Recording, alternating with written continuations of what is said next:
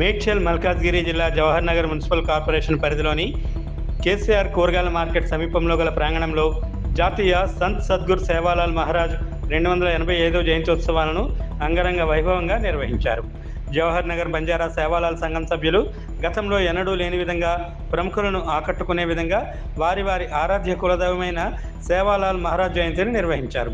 ఈ సందర్భంగా సంఘం సభ్యులు ప్రముఖులు మాట్లాడుతూ నిస్వార్థపరుడు కలియుగ దైవం అయినటువంటి సద్గురు సంత్ సేవాలాల్ మహారాజ్ దేశం కోసం, దేశ ప్రజల కోసం నిర్విరామంగా పనిచేసి అట్టడుగు వర్గాల అభివృద్ధి కోసం అహర్నిశలో పాటుపడిన మహాశక్తివంతుడని, కలియుగ దైవమైనటువంటి సద్గురు సేవాలాల్ జయంతి ఉత్సవాలను దేశవ్యాప్తంగా ప్రభుత్వమే నిర్వహించి ఆ రోజు సెలవును ప్రకటించాలని